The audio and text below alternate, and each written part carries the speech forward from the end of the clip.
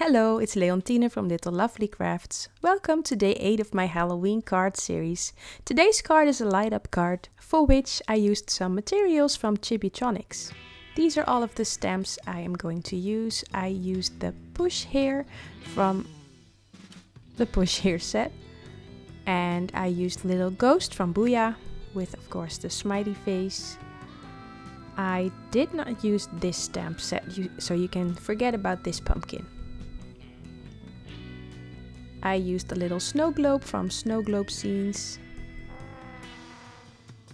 the sleeping kitten from Christmas Dreams, and the pumpkins from Pick of the Patch, with all of these faces that you see here on the top. And later on I added some leaves from Let's Go Nuts. I will show you a few things that I colored here, and if you don't want to watch it, that's okay. You can just skip ahead to about 4 minutes and 25 seconds.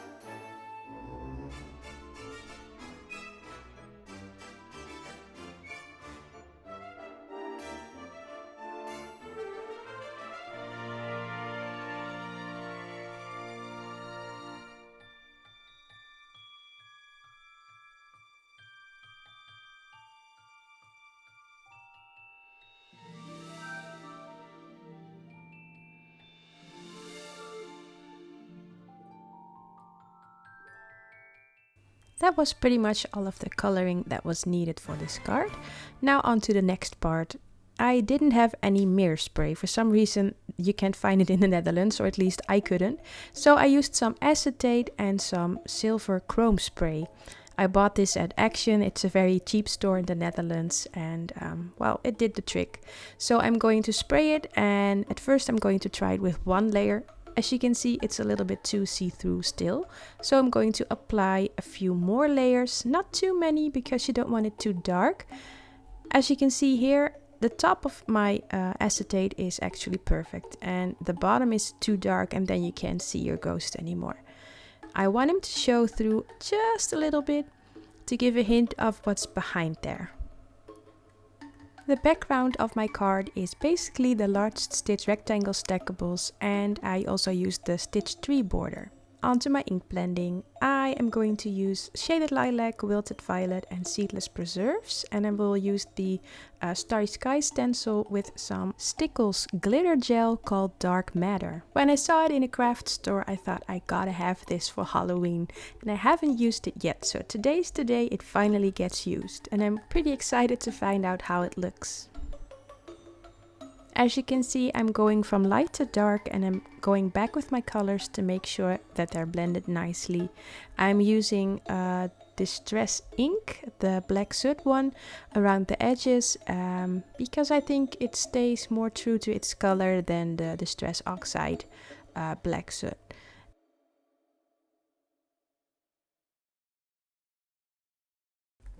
I really have to get some brushes for my Distress inks as well, because I don't like working with these sponges.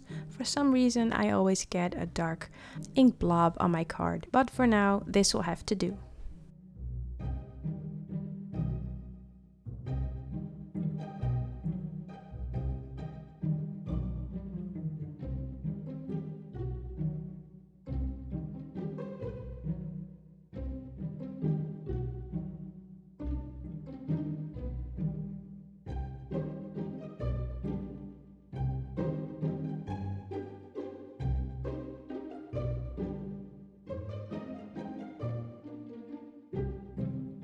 Let's get my stencil out. I am going to use a little bit of purple painter's tape to keep it in place, and then I am just going to scoop some of it out of the jar, and I'm going to spread it all over my stencil. And once I've got it everywhere where I want it to be, I'm scraping off the excess and putting it back in the jar. And then I like to just run to my bathroom and immediately clean everything before it dries and I can't get it off again.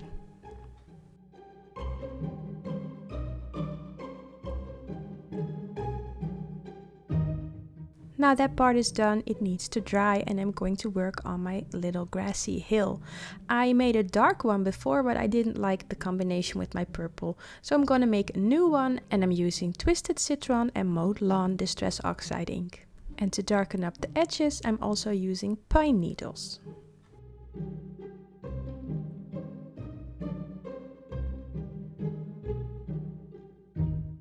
I'm being extra careful around the trees, so I'm just going to dab them until it's covered with ink, because I don't want them to tear or break off.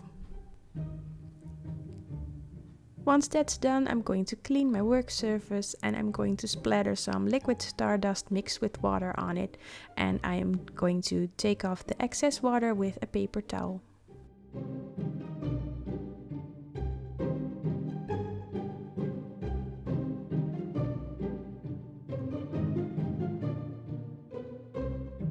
Once that's done, I'm going to glue my snow globe ghost onto the grass, and then I'm going to freehand cut my acetate. I've already done that to one piece, but that's the darker piece that I'm not going to use, so I'm going to do the same thing but then to my lighter acetate.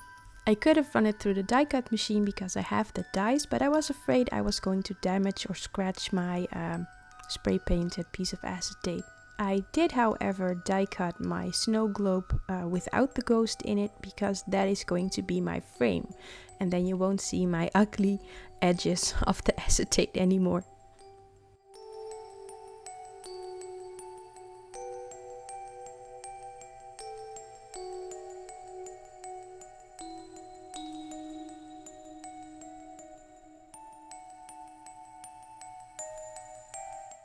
I waited with coloring my push here button because I wanted to match my background, and now I've colored it with V01, 04 and 06. It was a good thing I had my dark veiled grass still lying around, because I'm going to use that to put my light circuit behind. I'm cutting off the trees because you don't need them, and I might not be able to match them perfectly with the top trees, so that was the easy way, and I will just show you how I did it. So I got a piece of white cardstock, I folded it in half, and that will be my battery holder. I'm really sorry that I'm working a little off camera, I didn't see it there. I hope you can still follow along.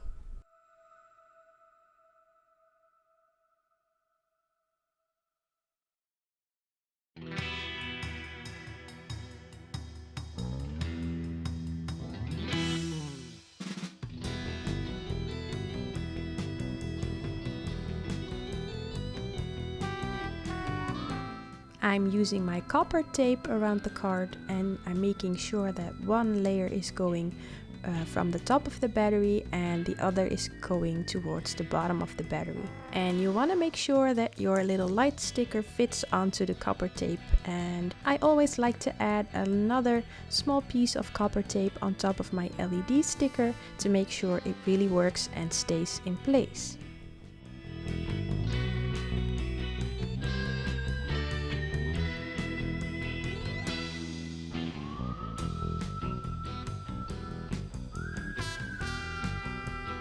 I'm using a bone folder to make my copper tape a little more flat, and I think it helps to make it work a lot better. And of course, you're pressing it onto the paper so it will stay in place a lot better.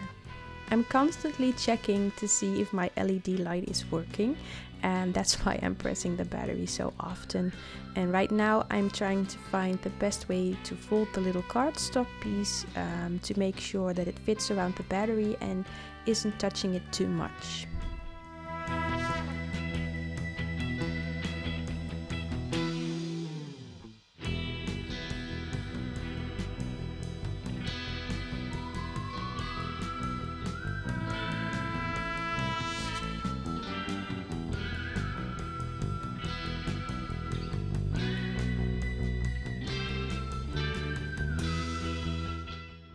I'm using foam tape that's 2 millimeters thick and 5 millimeters wide, and I'm going to double that around my card. I know that's really high, but my battery is a little bit high as well, and I don't want the cardstock to touch it, because once it touches it, the light goes off, and I don't want that to happen automatically. So I'm just doubling my foam tape to be sure, and then the card will work once you press the button. A little tip from me is to make sure that your foam around the snow globe is as thin as you can make it. I left it 5 millimeters wide, and it will show through the card. Since this was the last Chibitronics white LED sticker I had, I'm going to leave it at this, and you can just learn from me and make a thinner border. I tried to finish the card off with foam squares, but 2 foam squares together were a little higher than my foam tape, so I decided to continue with my foam tape.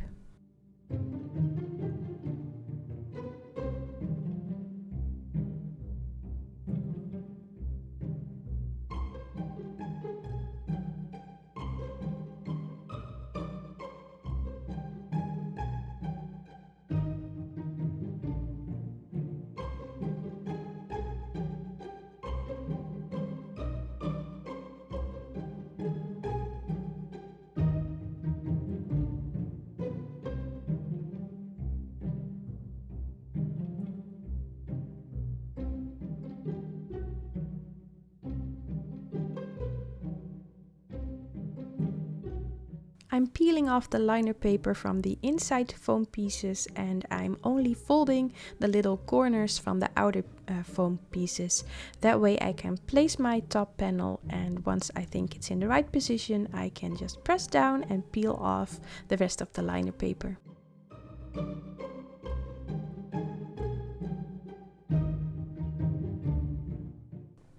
The next step is decorating the card with all of my stamped images. It took me a while to figure out how I wanted to position them, but once I had the right position, I was gluing them down, and I'm also using some foam tape.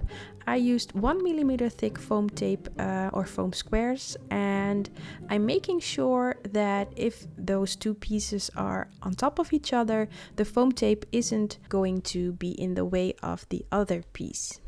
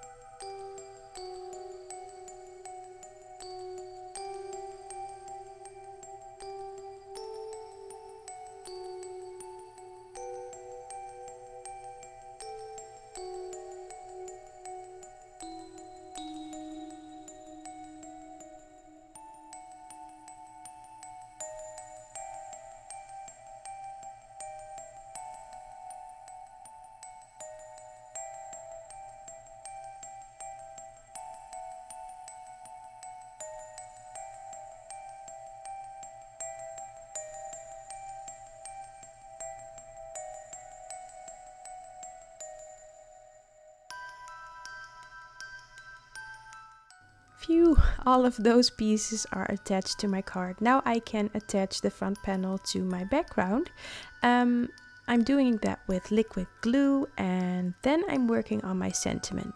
I was thinking about doing the Happy Halloween line border with some sparkle cardstock, but you wouldn't be able to read the sentiment very well. So I decided to go with 2 layers of black licorice cardstock from Fawn, and I glued it in an angle, and now it sort of looks like a spooky cemetery gate, if you know what I'm talking about. Off camera, I added a second layer of my Halloween line border, and I snipped off the edges. Now my card is all finished. As you can see, when I press the button, you will see my foam tape coming through the whole lit up area. It's okay. You know what? I like the effect of the card anyway. I hope you liked watching the video and that I inspired you to make a light up card yourself. Next week I'm hoping to make my last Halloween series card, and then I will take a little break from all of these videos, because with my full-time teaching job it's proving to be a little difficult to finish in time. I will, however, make some holiday cards very soon, and I will keep you posted on Instagram about that. Have a wonderful weekend, and I hope I will see you next time. Bye!